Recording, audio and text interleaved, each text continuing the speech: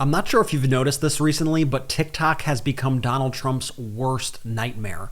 People there are rising up, they are speaking out, and they are saying enough is enough. We are not going back to the Trump craziness. And also, we are going to rise up, we are going to mobilize voters, and we are going to debunk the endless amounts of disinformation and lies that are coming from Trump and his ilk. I'm going to guide you through some of my favorite TikToks, some of the best viral videos I've seen in the past 24 hours. My name is Brett Meiselas here with the MeidasTouch Network. Remember to hit subscribe. We are on our way to 3.5 million subscribers, and we can't get there without you. So hit that subscribe. Let's get there. Okay, let's dig right into it. This is a man from the South, in South Carolina to be precise, and he put on a Harris Wall shirt, and he was shocked to see the response that he received in his town. Check this out. So my faith in my home state of South Carolina has been restored a little bit.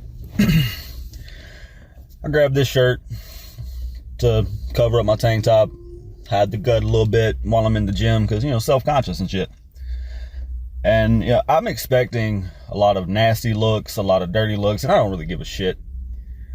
But the abundance of thumbs up and straight up people walking up to me saying, "Hey, I like your shirt," restored my faith in my state a little bit. It makes me realize that people are opening their eyes and waking up to the bullshit. And it kind of makes me happy to see that people are realizing the way that the other side is trying to twist things. And one of the guys that complimented is a 29-year, well, actually he's still active duty soldier. So, yeah. By the way, we hear that an awful lot from people in the South, from people in red states all over the country who put on the Harris Walls gear, who put up the signs, and then have neighbors come over to them or other people in the town come over to them and say, "Hey, me too," because when you speak out, it makes other people more comfortable to speak out and let their voices be heard. By the way, if you want some cool pro-democracy merch, you could get it at store.MeidasTouch.com. Okay, in this next video, this 104-year-old woman says she is ready to vote. Watch this. Okay, so we came out to vote. Me and the 104-year-old. Tell him what to do, Ma. Get out of here and vote, y'all. That's right. You gotta vote. Gotta vote.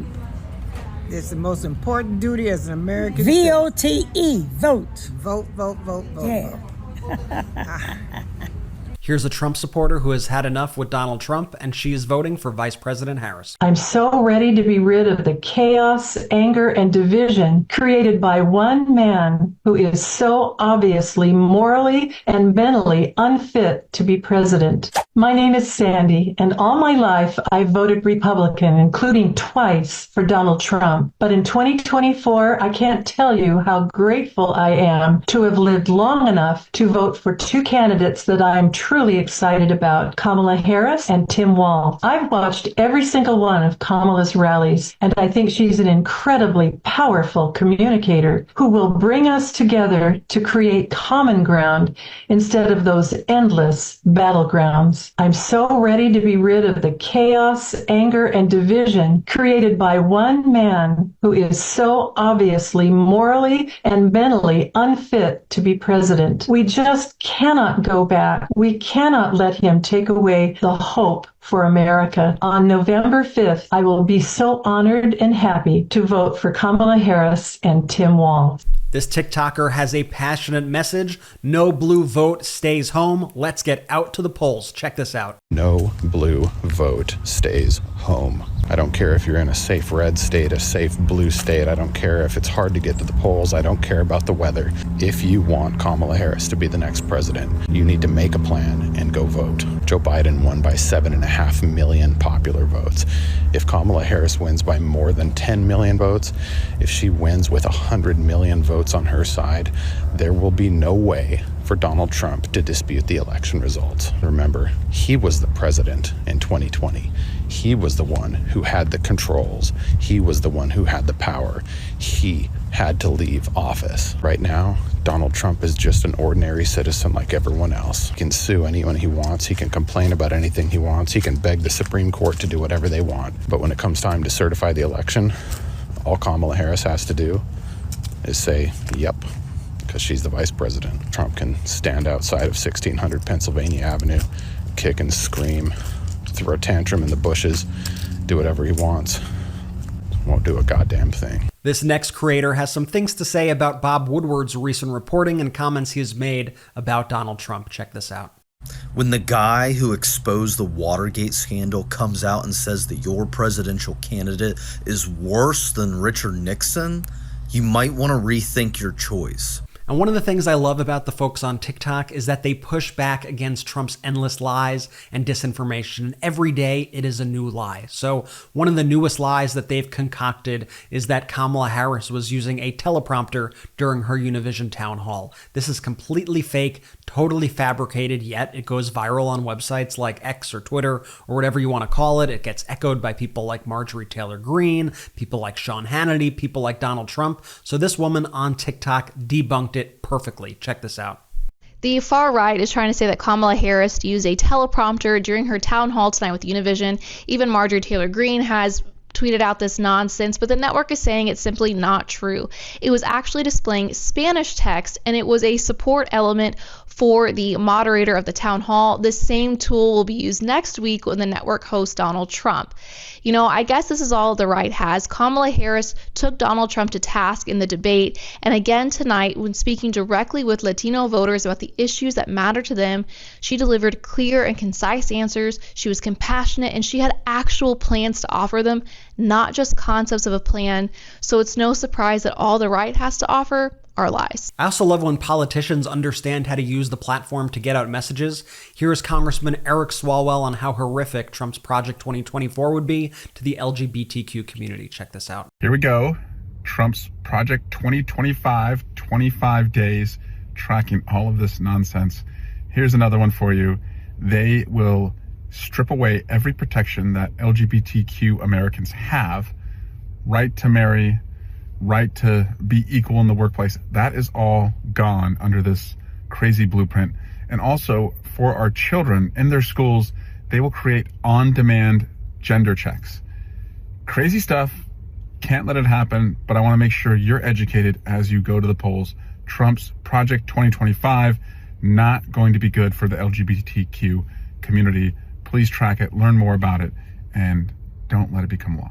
And finally, I got to show you this clip. This guy right here, he nails the endless moving of the goalposts that people have, critics of Kamala Harris have, the media has, Donald Trump supporters have. And it is so refreshing to hear him break it down like this because it drives me absolutely insane. And I could not say it better than this right here. Check it out.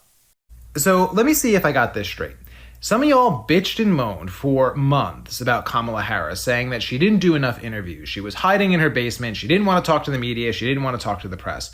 And now she's doing an all-out media blitz. She's doing podcasts like Call Her Daddy. She just went on 60 Minutes, which Donald Trump backed out of, by the way. She's doing Howard Stern, The View, The Tonight Show, town halls, Oprah, Univision. And now y'all have an issue with the types of interviews she's doing. You say that they're not asking her hard questions or that it's not serious. She shouldn't be doing podcasts, despite the fact that Donald Trump did a whole bunch of podcasts. Or you're saying that, you know, this is an inappropriate time. She shouldn't be doing interviews at all because there's hurricanes ravaging the South, and she should be doing more in her capacity as vice president to assist with hurricane relief efforts.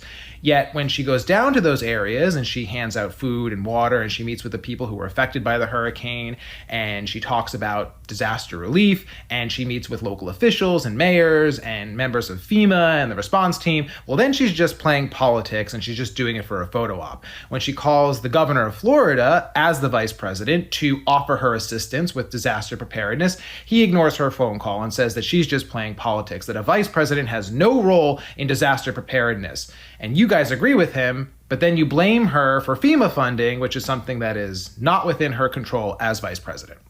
You complain and whinge and moan and say that she doesn't have any policies. And then she makes a huge list of policies on her website. And then you move the goalpost and say, oh yeah, well, those policies aren't detailed enough. I need more detail. And then she goes into detail and she talks about the specifics of those policies during all those interviews and podcasts and during her rallies. But then you move the goalpost again and say, yeah, well, we don't know enough about her as a person. Who is she? What does she stand for? And then when she talks about her upbringing and her background and her childhood, you get mad at her and say, well, why the fuck is she talking about that? We don't give a shit about who she was when she was a kid. Why doesn't she talk more about policy? You criticize her anytime she laughs or acts goofy or shows any genuine human emotion and say that she's not a serious person, she shouldn't be president. But when she talks about really serious issues like women dying under Trump's abortion bans, well, then you say she's just fear-mongering. Or when she says that Donald Trump is a legitimate threat to democracy, then she's a cold, calculated politician and she's inciting political violence. So y'all have to make up your mind, seriously.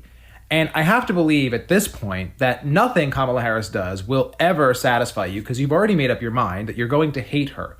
And I have to believe it's because that she's a woman and a woman of color and a powerful woman of color who has a very real chance of being your next president. And that makes you angry and sad and experiencing a lot of emotions that you don't know how to cope with. Man, I love those videos and I love to see Donald Trump getting crushed on that app every single day because it's not about the app, it's about people rising up and creating content to get out the message. We see so much enthusiasm on the ground. We see so many people out there rising up to say, I am standing for our democracy and I am not going to let it slip away. If you feel the same, here's what I want you to do. Make sure that you get out and vote. That is the #1 priority. Also, make sure you are subscribed to the MeidasTouch YouTube channel. We are on our way to 3.5 million subscribers, and we can't get there without you. Leave a like, leave a comment. Let me know which of these videos was your favorite. I always love hearing about it, and if you have any others, you could also link me to them in the comments. I'd love to see them. Hey, thank you so much for watching. I'll see you soon. Hey, Meidas Mighty. Love this report? Continue the conversation by following us on Instagram @MeidasTouch